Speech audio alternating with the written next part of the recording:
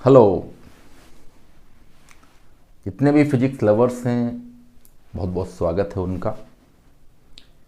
पिछला टॉपिक हम लोगों ने आरएमएस वैल्यू या इफेक्टिव वैल्यू या वर्चुअल वैल्यू या अपरेंट वैल्यू करंट की और वोल्टेज की फाइंड की थी, और मैंने एक बात वहाँ पर आपसे डिस्कस की थी कि इनका मेज़रमेंट नॉर्मल वोल्टमीटर या मीटर जो कि कॉइल बेस होते हैं, जो कि मैग्नेटिक फील्ड पर बेस होते हैं, उनसे मेज़रमेंट नहीं हो सकता इनका। इन वैल्यू को मेज़रमेंट करने के लिए, मेज़र करने के लिए हमें हॉट वायर अमीटर और हॉट वायर वोल्टमीटर की ज़रूरत पड़ने वाली है। मैंने डायग्राम्स पहले से बना रखे हैं, इससे अपना टाइम थोड़ा बचे। तो ये कैसे फंक्शन करते हैं, क्या होता है, इनके बारे में हम लोग आज पूरा जानेंगे, इनके बारे में डिटेल जानेंगे। तो मैं पंकज दीक्षित आप सबका स्वागत करता हूं आपके अपने चैनल फिजी फील्ड में। सो आइएगा, कॉपी पेन ले लीजिएगा और जुड़िएगा मेरे साथ। वेलकम। तो पहली बात करते हैं हॉट वायर अमीटर की।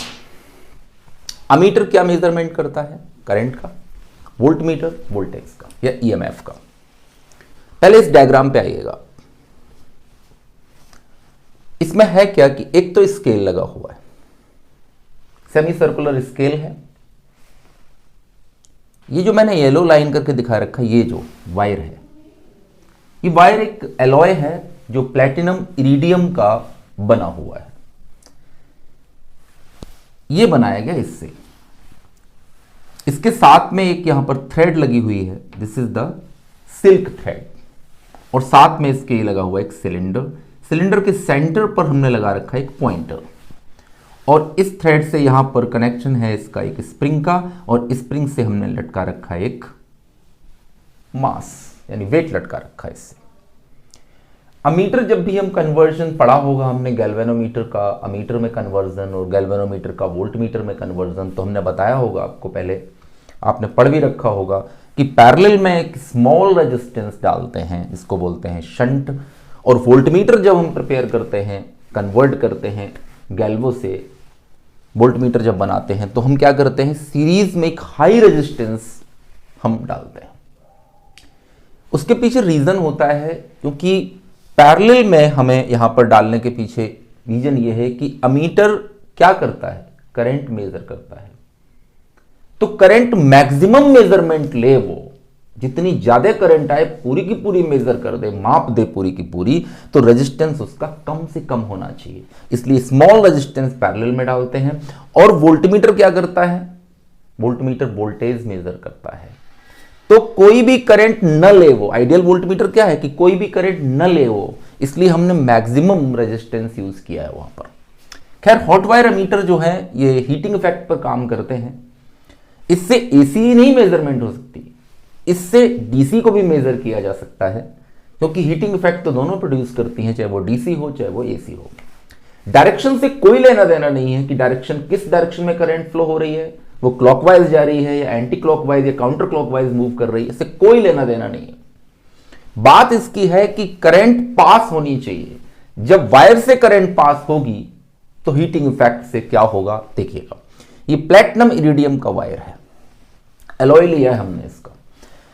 अब जैसे ही करंट फ्लो कराते हैं इन पॉइंट से, T1 T2 पॉइंट से, यहां से पैरेलल में हमने शंट दे रखा है इसको, और यहां पर हमने इन वायर को लटका रखा है, और वायर से कनेक्शन है थ्रेड, थ्रेड से सिलेंडर, सिलेंडर से स्प्रिंग, स्प्रिंग से वेट, और इस पुली से हमने, या पुली बोल दो या सिलेंडर बोल दो, इससे हमने कनेक्ट करा रखा है पॉइंटर।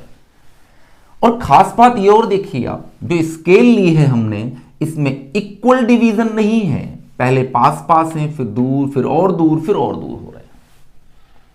होता क्या है कि जैसे ही करंट फ्लो होती है इसमें, किसी भी डायरेक्शन में हो, कोई लेना देना नहीं है, करंट फ्लो होने से क्या होता है, ये वायर हीट अप होता है।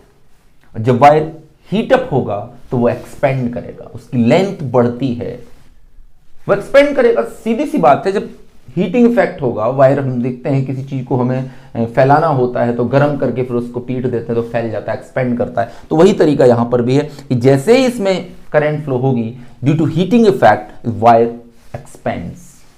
अब जैसे ही एक्सपेंड होगा ये नीचे को खींचता है, वेट लटक रहा है इस पे।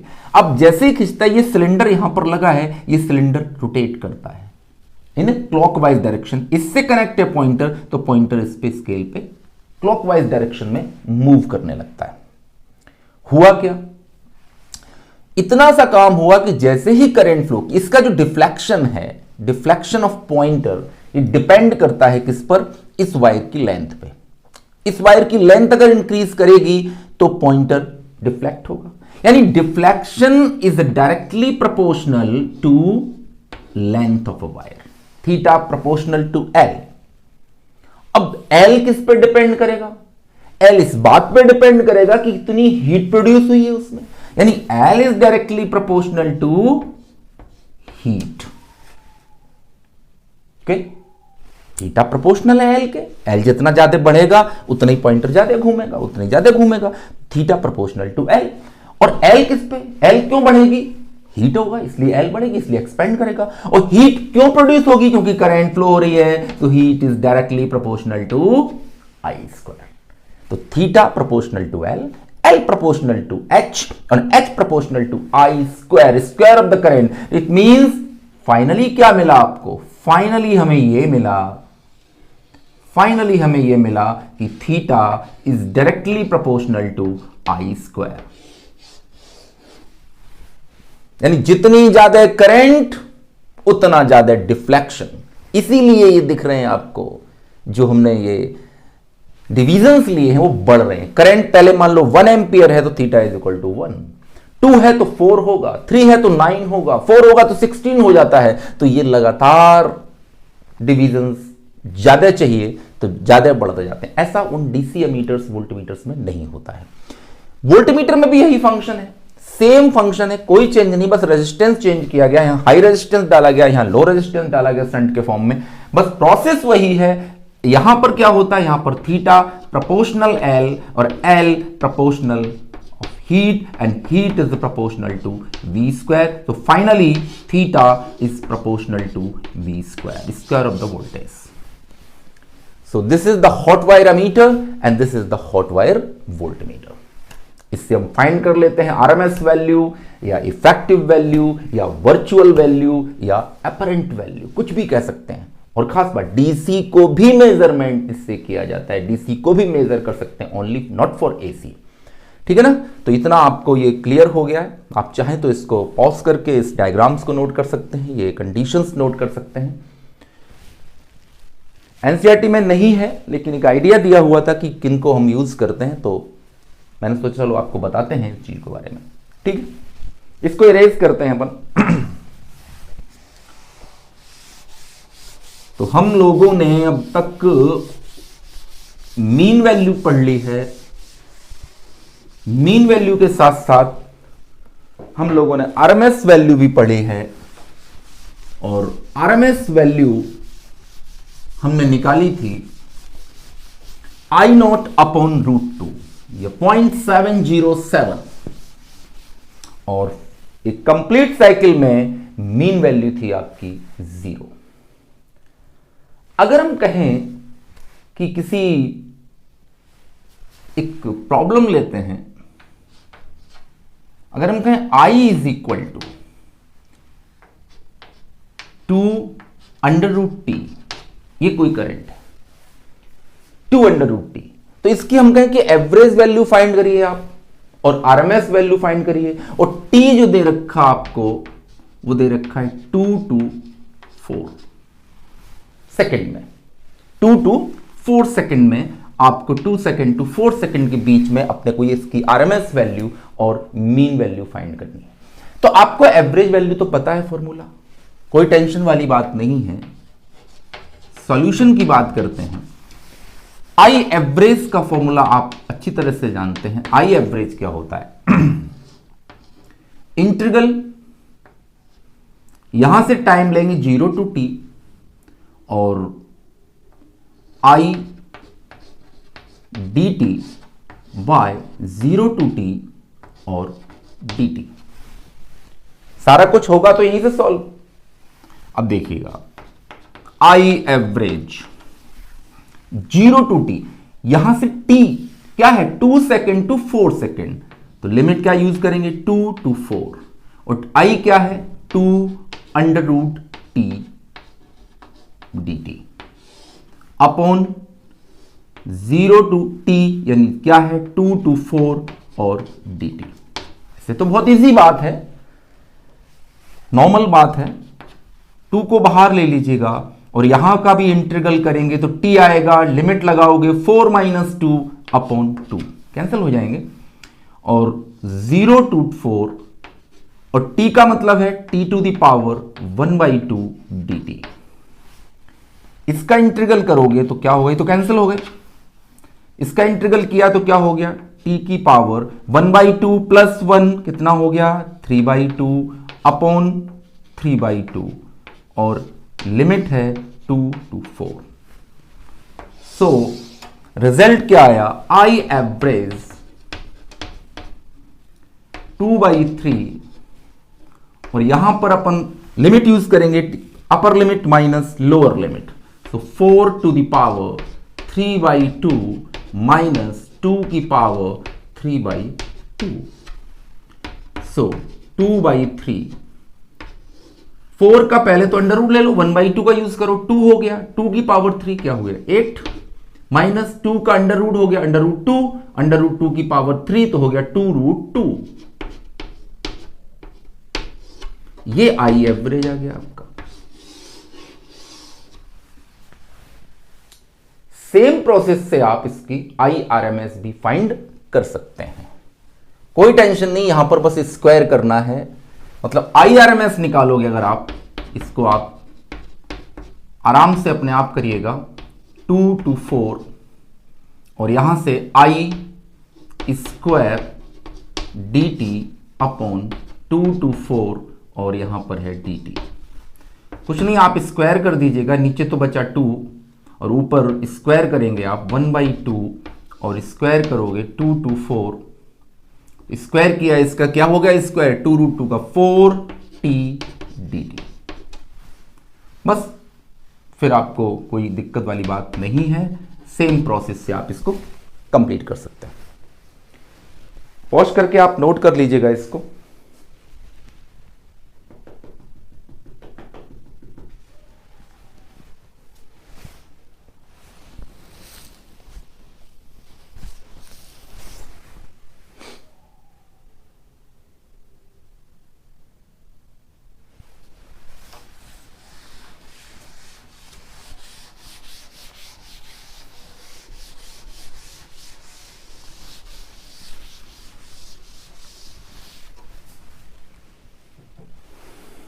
एक और प्रॉब्लम की बात करते हैं।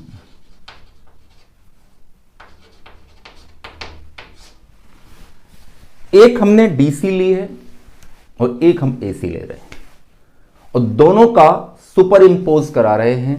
सुपर इंपोज कराने की आपको क्या पता करना है, इफेक्टिव वैल्यू पता करनी है, यानी आरएमएस वैल्यू पता करनी कि आरएमएस वैल्यू क्या होगी उसकी जब हम उसको सुपर इंपोज कराएंगे तो क्या वैल्यू होनी चाहिए। क्वेश्चन देखिए आप,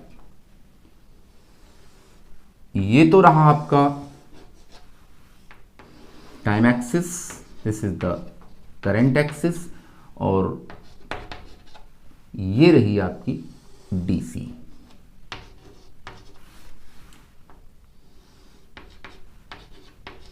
ए कह दिया, इसके साथ एसी को मिक्स किया जा रहा है।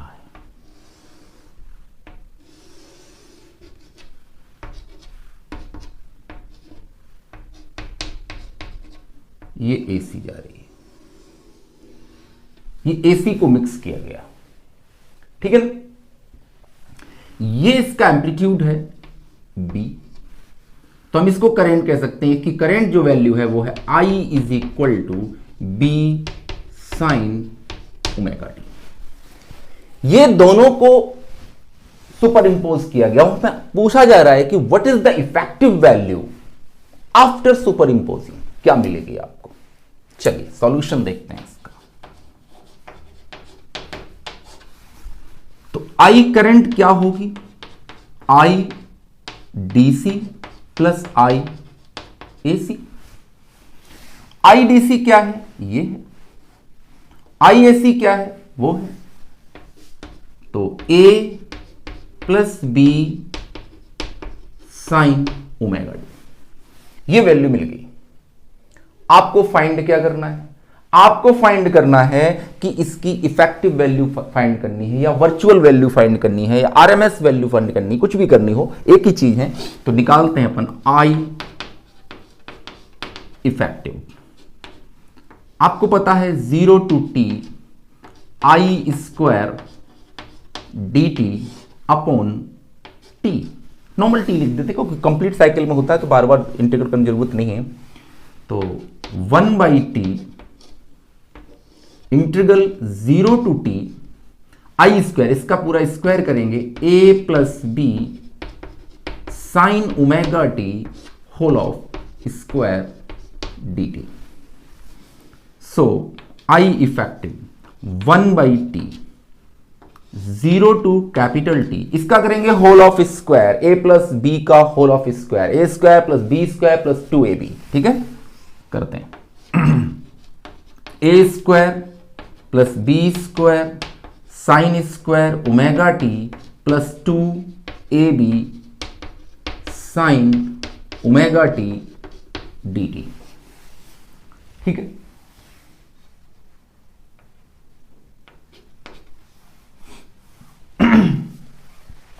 एक्चुअली मैं बार बार मिस कर देता हूं अंडर रूट लगाना। चलिए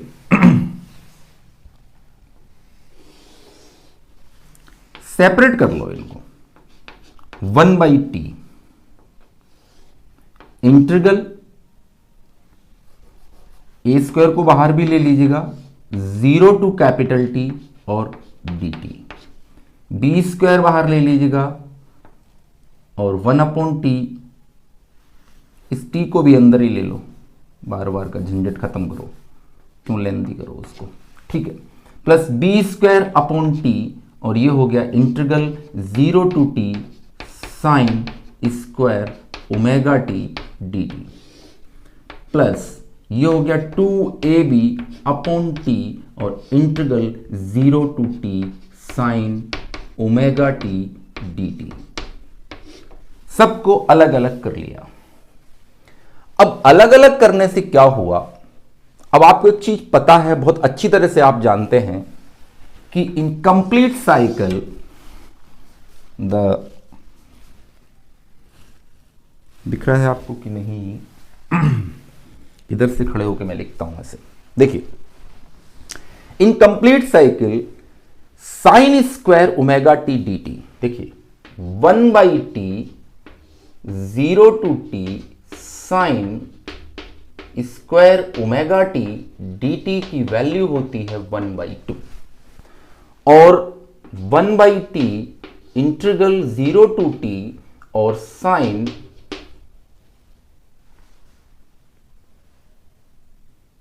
ओमेगा टी डी टी, इसकी वैल्यू होगी आपकी 0। तो ये टर्म पूरा का पूरा क्या हो गया? 0। ये टर्म की वैल्यू आ गई 1 बाई 2, इसका इंटीग्रेट करेंगे आ जाएगा t। तो चलिए सॉल्व करते हैं। I effective is equal to हो गया under root, this is A square by T into T plus B square, और ये पूरा टी इंक्लूडिंग टी वैल्यू कितनी है? 1 बाई 2, सो 1 बाई 2, टी से टी कैंसिल, तो आई इफेक्टिव मिला आपने को under root A square plus B square by 2। This is the final result, so note it.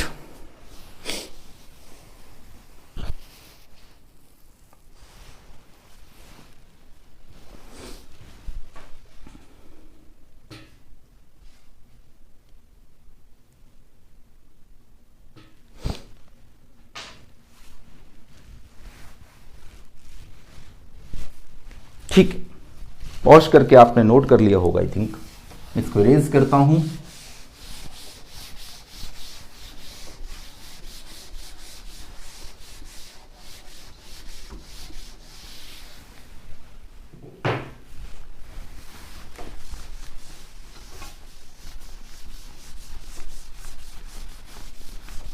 एक और प्रॉब्लम डिस्कस करते हैं।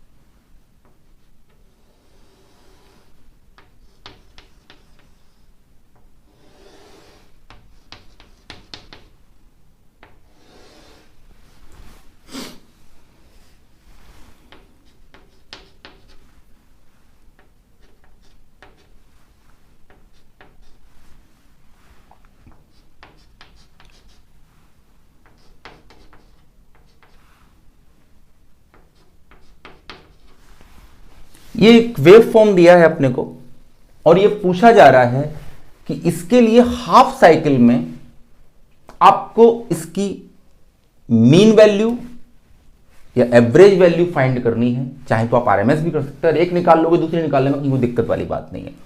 तो मीन वैल्यू निकालेंगे पहले, एवरेज वैल्यू क्या होगी एक ये हाफ साइकिल में T/2 तक। चलिए ये डायग्राम है आपके पास, ये ग्राफ पकड़ा दिया गया आपको एक, और ये सॉटूथ वेव वाला ग्राफ है ये आपको दिया, और हाफ साइकिल में आपसे पूछ रहा है कि आई एवरेज निकालिएगा, आई मीन निकालिएगा। अब देखिए आप ये जो लाइन दिख रही है आपको, एक स्ट्रेट लाइन है, इसका अगर हम स्लोप फाइंड करना चाहें, ये थीटा, तो ये जो है ये कितना है, ये आई नोट है, और ये कितना है T/2, T, तो T माइनस T/2, ये T/2 ही तो बचा, ये बेस इसका T/2 ही तो है, और ये क्या है, ये परपेंडिकुलर है, नॉर्मल है, आई नोट। तो चलिए यहां से स्लोप निकालेंगे, m is equal to tan theta, क्या होगा I naught upon T/2। So m is equal to क्या मिला अपने को 2I0/T। ठीक है, अब ये स्ट्रेट लाइन है, ये इंटरसेप्ट इतना हो रहा है, माइनस आई नोट का है। तो अगर हम स्ट्रेट लाइन इक्वेशन लगाएं, द इक्वेशन ऑफ लाइन क्या होता है, y is equal to mx plus c. पता है सबको, नॉर्मल बात है, 10th में पढ़ चुके हैं। y क्या है, y डायरेक्शन पे क्या है, करंट है। स्लोप कितना लिया हमने, निकाला 2I0/T, और x डायरेक्शन में क्या है, x डायरेक्शन में क्या है, टाइम है, सो this is time, plus c, intercept कितना हो रहा, माइनस आई नोट का। समझ गए बात को, स्लोप फाइंड कर लिया हमने, कितना आया 2I0/T, और इंटरसेप्ट कितना यहां पे हो रहा है cut, minus I note below the X axis. तो y is equal to mx plus C, y का मतलब y एक्सिस पे क्या लिया हमने, करंट ली है, x एक्सिस पे क्लियर हमने टाइम लिया है, तो y एक्सिस पे करंट i, और इसकी वैल्यू हमने स्लोप की रख दी यहां पर ये, और टाइम x एक्सिस पे है, तो x पे time t minus I note. तो ये इक्वेशन हमने फाइंड कर ली है करंट की। तो अब हमारे लिए मीन वैल्यू या आरएमएस वैल्यू निकालने में कोई प्रॉब्लम नहीं है, इजी वे में इसको फाइंड कर सकते हैं। चलिए निकालते हैं। तो आई एवरेज क्या होता है, इंटीग्रल, हाफ साइकिल में पूछ रहा है T/2, और ये हो गया आपका I dt by 0 to T/2 dt। ये फॉर्मूला आपको पता है। चलिए यहां पर वैल्यू प्लेस करते हैं इसकी। आई एवरेज 0 to T/2, और I की वैल्यू हमने फाइंड कर ली है 2I0/T small t minus I note, और ये पूरा हो गया dt, और नीचे जब इंटीग्रल करेंगे तो क्या आएगा T/2। इधर आ जाता हूं जिससे कि आपको क्लियर दिखे, T/2। देखिए आई एवरेज 2/T, ठीक है, 2 चला गया ऊपर। अब इसको सेपरेट कर लो अलग अलग, integral 0 to T/2 2I0/T into T dt minus integral 0 to T/2 और I0 dt 2/T।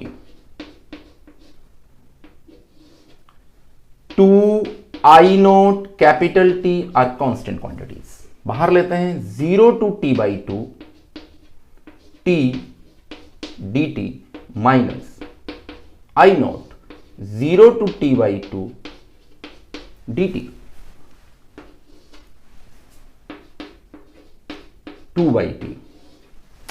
इंटीग्रल करेंगे 2 i naught by T, t का इंटीग्रल क्या होगा t स्क्वायर बाई 2, तो t स्क्वायर बाई 2 होगा, तो 2 को तो हमने यहां लिख लिया, t स्क्वायर यानी t बाई 2 का स्क्वायर करोगे तो क्या होगा t square by 4 minus I not, यहां dt का होगा t और t पर लिमिट लगाओगे तो हो जाएगी t बाई 2, वैसे t बाई 2 माइनस 0 होगी लेकिन उसको अपन शो नहीं कर रहे बार बार, क्या मतलब है, तो 2 से 2 कैंसिल है, t से स्क्वायर कैंसिल है, और ठीक है चलिए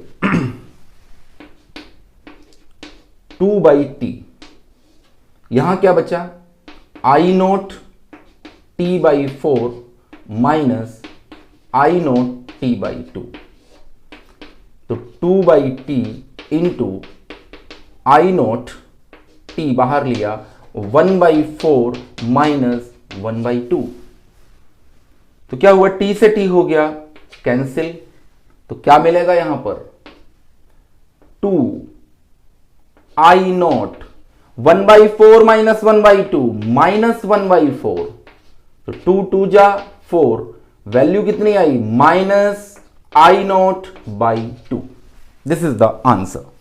अब आरएमएस फाइंड करना है तो कोई दिक्कत नहीं, आप इसका स्क्वायर कर दो यहां पर, लेकिन वो ध्यान रखना आरएमएस 0 टू t के बीच में आएगा, t बाई 2 भले ही हाफ साइकिल का है, वो मीन वैल्यू के लिए कहा है क्योंकि कंप्लीट साइकिल में 0 होती है, तो 0 टू t लिमिट लेंगे आप।